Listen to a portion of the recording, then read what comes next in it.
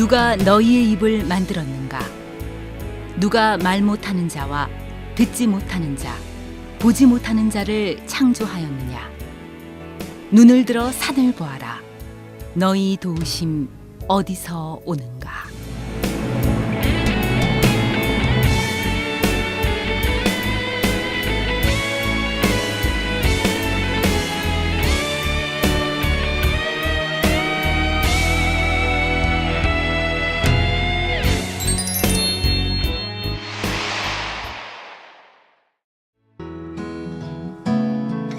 너는 존귀한 자라 하나님의 형상 닮은 이 세상 그 무엇과도 비교할 수 없다네. 너는 존귀한 자라 하나님의 사랑 입은 가장 존귀한 자라.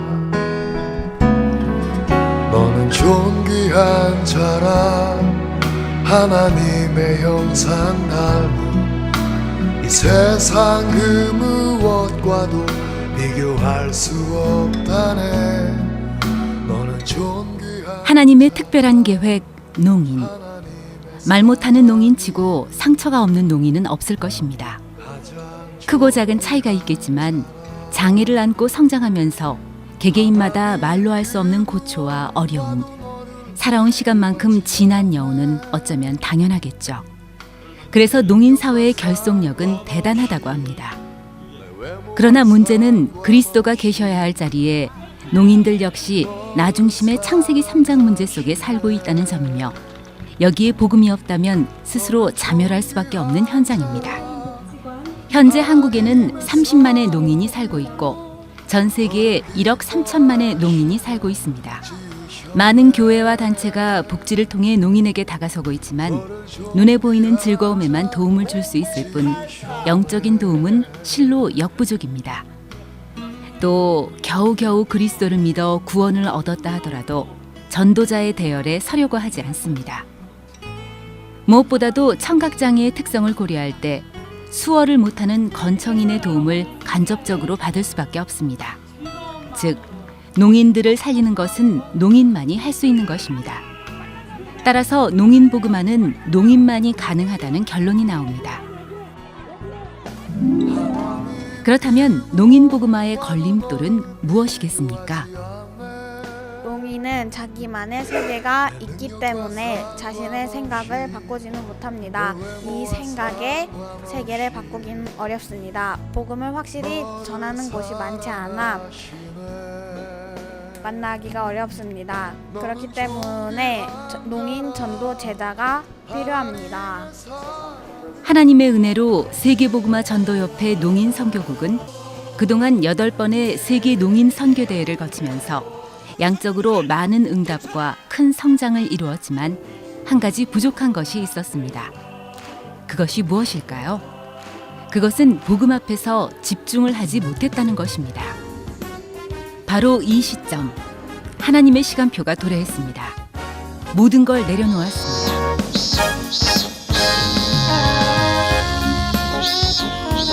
경기도 시흥시, 영상 35도 이상의 한증막 같은 날씨입니다. 제9회 세계 농인 선교대회가 있기 3일 전, 하나님의 눈과 귀가 이곳에 집중되었습니다. 시흥시 소래산 기슭에 있는 ABC 행복학습타운, 바로 이곳에서 농인 제자 집중 훈련이 진행됐습니다.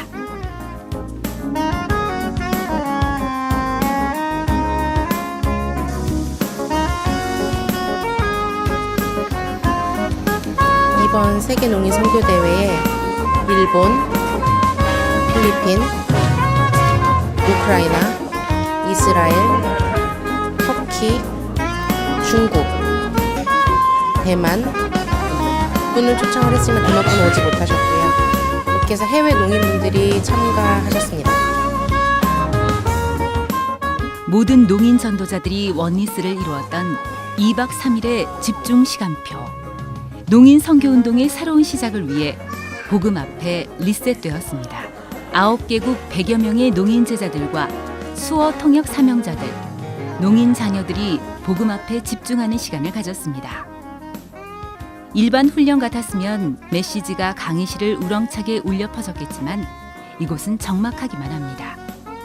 하지만 하나님이 주신 수어가 있었습니다. 이번 집중 훈련의 특징 중 하나는 공적으로는 최초로 거의 모든 부분을 완벽하게 수어로만 진행했다는 점입니다. 농인 선교국장 최덕근 목사가 수어로 복음 메시지를 선포하면 그 수어 메시지를 알아듣는 4개국 농인 수어 통역자들이 다시 그 나라 수어로 표현했습니다. 또한 건청인 사명자를 위해 4개국 음성 통역도 동시에 이루어졌습니다. 보는 것처럼 농인 사명자들의 하나된 움직임을 보여주었습니다. 세계복음화협회 농인 선교국에서는 이번 훈련을 위해 농인 눈높이에 맞게 교재를 만들어 활용했습니다.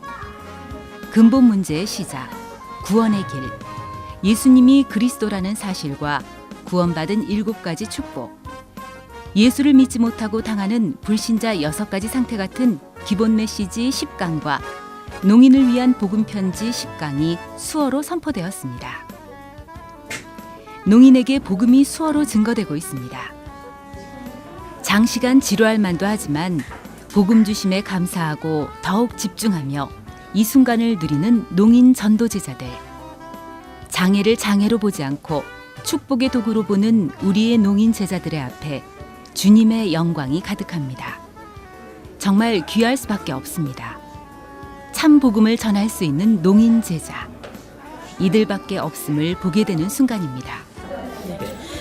우선 정말 이런 훈련에 그리고 대회 같은 거에 정말 자주 참석을 해서 정말 내가 먼저 복음의 뿌리를 내리고 정말 현장에 가서 그들에게 복음을 전하는 게 가장 중요하다고 생각합니다. 그게 앞으로의 계획이에요.